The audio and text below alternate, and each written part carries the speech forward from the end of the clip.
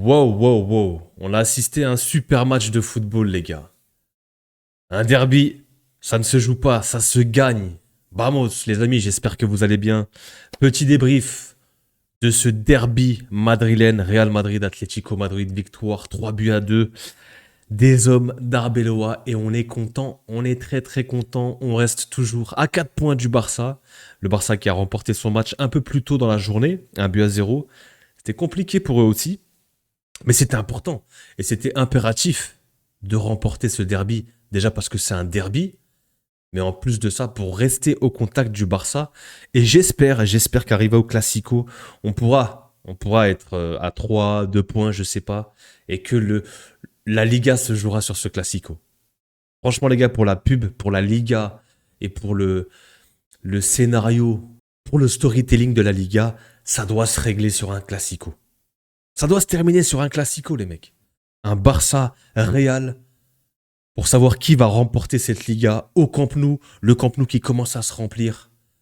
Franchement, les mecs, pour le storytelling, pour la pub, pour le divertissement, peu importe qui remporte cette Liga, hein, le Barça, le Real, ça doit se régler sur un classico. C'est ce qu'on veut, c'est ce que je demande, moi, en tout cas. Super pub pour la Liga. On nous parle de PL, on nous parle de Bundesliga. Les gars, les clubs de Liga sont bel et bien présents dans les compétitions européennes. Et ce soir, encore une fois, c'est une bonne pub pour la Liga. On a 5 buts, on a un super derby. Pour clôturer ce week-end football, super match, on a eu des bangers, vraiment. On a eu des sacrés bangers ce soir, des très très beaux buts. Et on a eu un beau match de foot et forcément la victoire à la clé du Real qui fait plaisir. Qui fait plaisir et on laisse un petit peu de suspense, même si pour moi, si le Barça est sérieux, le Barça mérite de remporter cette Liga. Le Barça est la meilleure équipe aujourd'hui sur la longue séquence et sur la longévité de cette Liga. Pour moi, le Barça est plus régulier, a moins d'accros, a moins de défaites que le Real. Franchement, on a eu des matchs poussifs, des défaites à domicile. Et là encore ce soir, tu gagnes 3-2, mais il faut aller la chercher cette victoire. Donc ouais, on verra. Il y a un peu de suspense, c'est cool. Mais on va revenir sur ce derby et à commencer par ce tifo, les mecs. Quel tifo on a eu, mais il était magnifique, justement. Franchement, les mecs, il était tellement beau. La déesse du Real, la reine de Madrid. Je crois que c'est en rapport à Cibélès, la place de Cibélès où on va fêter nos titres, où on est allé soulever nos 15 Ligues des Champions là-bas et nos Coupes du Roi et nos Ligas. Il y avait un lien avec Cibélès et cette reine de Madrid. En fait, moi, je suis content du visage de mon équipe. Souvent, même dans des victoires, j'avais du mal à m'extasier et à kiffer les matchs. Et là, pour le coup, ça fait depuis peut-être 4, 5 matchs, depuis la double confrontation avec City, même peut-être 1 ou 2 matchs avant, je commence à retrouver la sensation d'avoir une équipe, la vibe 2023-2024. Je commence à retrouver un petit peu cette équipe solidaire. On retrouve des bonnes attitudes, des coéquipiers, des joueurs qui se donnent les uns pour les autres. Ça fait du bien.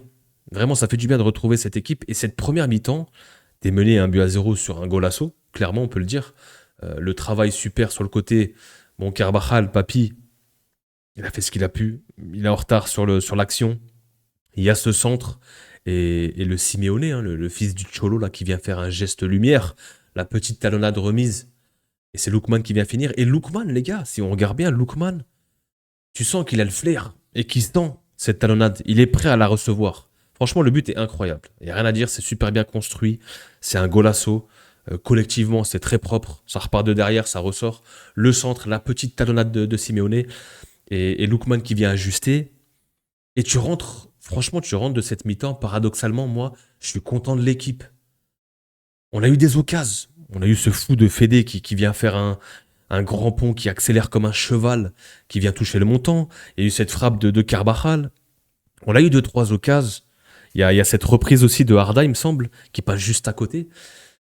Mais au global, franchement, dans le volume d'occasions, ce qu'on s'est créé, mais au global, l'attitude de l'équipe, moi j'aime bien cette compo, les mecs. Si on va regarder cette compo.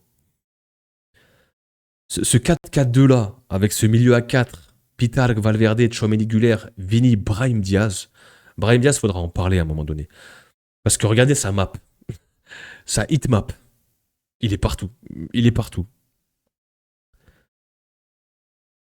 J'adore Brahim Diaz, les mecs. Je vous dis honnêtement, j'adore Brahim Diaz ces derniers temps. Il fait que des masterclass. Il est hyper important et précieux dans le collectif de par ses déplacements. Le fait de venir décrocher, récupérer des ballons et les garder. Parce qu'il est bon dos au jeu. Sa qualité technique. Il sait se retourner. Il joue juste. En fait, il a de l'exigence dans son jeu. C'est-à-dire que son but, c'est... Il n'y a pas de fioriture dans son jeu. C'est tellement propre. Par moments, c'était trop propre et il prenait pas de risques. Et ça m'énervait parce que c'était un Brahim fade qui jouait, qui rentrait, et c'était pas un impact player quand il rentrait. Mais là, pour le coup, ça fait plusieurs matchs. J'adore ces matchs. Il est hyper important dans le collectif et les actions partent de lui souvent aussi. Et c'est lui qui va obtenir ce péno. Avec ses feintes de frappe, il aime bien faire ses... Parce qu'il est ambidextre en fait. Il a pied droit, pied gauche. Il est capable de partir de n'importe quel côté, de déclencher aussi de n'importe quel pied. Et ces petits crochets flippers là, à gauche, à droite. Et c'est ce qu'il fait dans la surface. Et là, voilà, il y a penalty. David Anko qui est débile, qui vient mettre son pied. Mais Brahim qui est très intelligent, qui vient protéger, qui vient mettre son corps en opposition. Il y a penalty. Et Vini qui le transforme, un but partout. On se relance dans le match. Et comme j'ai dit, moi j'ai beaucoup aimé cette première, même si on est mené. Et on revient bien dans cette deuxième période. On a des bonnes intentions parce que l'Atlético en face jouait quand même, hein. Savait ressortir du ballon. Il y a de la qualité technique dans cette équipe. Le Lookman intenable, vraiment. Le Lookman, c'est une super pioche de la part de l'Atlético. Et moi, je vous dis honnêtement, les mecs, n'en déplaise à mes amis du Barça, moi je pense que l'Atlético va se frayer un chemin jusqu'en finale de cette Ligue des Champions. C'est ma take, c'est mon prono. J'ai sorti un prono, je l'avais dit sur Twitter, il me semble. Bayern Atlético. Et ensuite, en finale, je sais pas. Une finale, ça reste flou. Tout peut se jouer sur un match. Ils sont capables d'aller chercher leur première Ligue des Champions, c'est jamais. Comme le Bayern est capable de les exploser. Mais moi, c'est ma finale. Dites-moi en commentaire, d'ailleurs, je vous attends en commentaire. Balancez-moi vos finales, vos prédictions pour la finale. Pas forcément le vainqueur, mais la finale de la Ligue des Champions. Moi, je vois un Bayern Atlético Madrid. Bref, on revient sur le match. Tu reviens dans le match, un but partout. Et t'as l'autre taré de Fede Valverde qui est absolument partout sur le terrain. Le mec ne s'arrête pas de courir. Alors heureusement qu'il est sorti pour se reposer un petit peu, parce que sinon Arbeloa ne le sort pas. Heureusement qu'il prend un carton rouge, comme ça il va se reposer un petit peu. On va en avoir besoin pour ce sprint final. Mais quel cheval! Mais quel étalon! Mais c'est un malade ce gars. C'est lui qui vient encore presser comme ça au duel avec le gardien ou avec un défenseur. Il récupère ce ballon et il vient mettre cet extérieur du pied. 2-1, coup sur coup, 3-4 minutes après. Et là, tout de suite, on se retrouve à mener. Et il y a une certaine. Il y a une atmosphère, il y a quelque chose qui se dégage du stade. Et là, t'es mené. L'Atlético plutôt est mené. Et franchement, et bah derrière, tu prends un banger. Mais qu'est-ce que tu veux faire? Parce qu'en fait, comme j'ai dit, j'étais content de la prestation et du visage de l'équipe. Il y a des choses qui vont pas. Il y a des choses un peu plus négatives. C'est qu'en fait, je trouve que dans l'animation défensive, on a beaucoup de boulot encore. On est trop attentiste et on regarde trop les équipes en face. Et je parle même pas de ce banger de Molina, hein, qui a remis le couvert parce qu'il avait déjà lâché un banger, je sais plus c'était contre qui, sa frappe de 45 mètres. Là, pareil, il sort son barret de 50. Je sais pas c'est quel bazooka qu'il a dans le pied droit, mais il vient la loger pleine lucarne, la frappe est pure, la frappe est sèche. Bah, Loulin peut absolument rien faire. Par contre, nos joueurs peuvent faire mieux. Quand tu laisses des joueurs comme ça en face de toi dans un fauteuil pour marquer, tu peux faire mieux, tu peux sortir, tu peux gêner un petit peu quand même. Et sans parler de cette action, c'est récurrent. C'est récurrent au Real Madrid. Souvent, on est une défense passive. On regarde souvent en fait nos adversaires. On laisse les adversaires dans des fauteuils pour pouvoir jouer, pour pouvoir frapper, pour pouvoir centrer. Je trouve que ça manque d'agressivité et de cadrer les porteurs de ballon en fait. Je trouve on cadre vraiment pas assez bien les porteurs de balle. Bah, du coup, on se prend ce banger, 2 buts partout. On assiste à un match de fou. Et c'était sans compter sur Vinicius Junior. Vinicius Junior qui fait une mi-temps cataclysmique, exécrable. La version de Vini que je déteste en première mi-temps. Et en seconde, eh ben, t'en as une autre. On a la version top player de Vinicius Junior. Donc il est lunatique. Voilà, il est bipolaire, il est lunatique, ce que vous voulez. Vinicius Junior, quand il décide de jouer, Parce qu'en première mi-temps, tu le vois, il n'arrive pas à dribbler Llorente, il fait pas de différence, il y a beaucoup de déchets, beaucoup de pertes de balles, il n'y a pas assez de repli défensif. Ok, mais tu sais que c'est Vinicius Junior, et pour le coup, bah voilà, il récupère ce ballon, il rentre dans l'axe, il fait sa spéciale, les mecs. Et là, bah, le stat est en ébullition. Et moi aussi, pareil, j'étais comme un dingue. Quand Vini met ce genre de but hyper important dans des moments clés, c'est un joueur clé, un top player. Et ce but-là, franchement, fait du bien parce que bah voilà, tu mènes 3 buts à 2. Ça vient de Vinicius Junior. Bappé qui rentre derrière. On fait rentrer les Jude, on fait rentrer les Bappé, les blessés.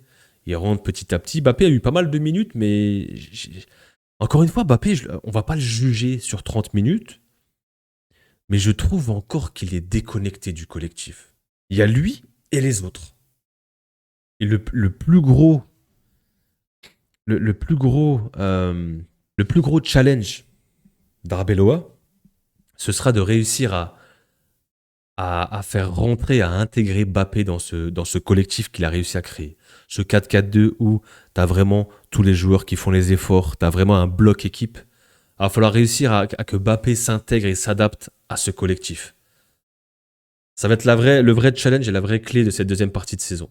Et moi, de ce que j'ai vu encore ce soir, je vois un joueur qui est déconnecté. Je vois un joueur qui est un peu seul, qui fait ses différences, qui... Voilà. Alors, ce soir, on va pas lui tomber dessus. Mbappé fait une rentrée, il a fait ce qu'il a pu, il a pas mal glissé, et il n'a pas eu beaucoup de ballons, il y a eu quelques contres. De par la physionomie de la rencontre, quand tu prends ce rouge, bah, il doit défendre côté droit. On a vu un Mbappé latéral droit, c'était drôle. Mais voilà, on va pas le juger là-dessus. Mais ça va être le challenge de retrouver un Mbappé qui s'intègre et qui vraiment se moule dans ce collectif. Ce sera hyper important dans ce 4-4-2. Pitark, j'en ai pas parlé, première mi-temps décevante, mais c'est normal. Il est jeune, il peut pas nous lâcher que des top matchs à chaque fois. Il y a eu pas mal de déchets, pas mal de pertes de balles aussi, des contrôles manqués. Il est encore jeune, mais on a besoin de son jeu sans ballon. La pression qu'il met, l'importance qu'il peut avoir sur du pressing, sur des récupérations, sur la compensation. Et il fait beaucoup de bien, en fait, à ses coéquipiers. Que ce soit Valverde, que ce soit Chouameni. Et même Arda Güler est beaucoup plus libéré pour de la création et jouer. Là où un Pitarch, moi, honnêtement, alors oui, il est bon dans la conservation et il a une certaine qualité technique, mais je le préfère et j'aime beaucoup son jeu sans ballon. Je le trouve hyper important avec son jeu sans ballon, dans ce pressing justement et de couvrir des espaces. Mais il est jeune, on va le laisser progresser. Au global, moi, j'ai pas de flop. J'ai beaucoup aimé l'attitude de l'équipe au global. Et puis, quand tu gagnes un derby comme ça, au Bernabeu, parce que ces dernières confrontations, c'était compliqué. Hein. Y a tout... On a souvent très peu de buts. C'est souvent des 1-1, des 1-0, des 2-1, des matchs assez fermés et serrés. Là, pour le coup, bah, c'était débridé, assez ouvert. On a eu des bangers, franchement, 2 bangers de l'Atlético. Tu mets 2 buts comme ça, tu perds le match. Bon, tu peux l'avoir ici. Mais voilà, le Real au forceps, on reste au contact, 4 points de retard face au Barça. Le Barça, s'il vous plaît, faites un petit faux pas. C'est important les gars, pour la Liga, pour le suspense. Faites un petit faux pas qu'on arrive au Classico avec 3 points d'écart. C'est important. On veut ce poulet, moi je veux ce divertissement, je veux cette finale au Camp Nou là. Ça peut être incroyable, vraiment. Bah, dites-moi ce que vous avez pensé de ce match. Je vous attends en commentaire. Il y aura la petite trêve, restez branchés. Il y aura le Real Quiz qui sortira mercredi.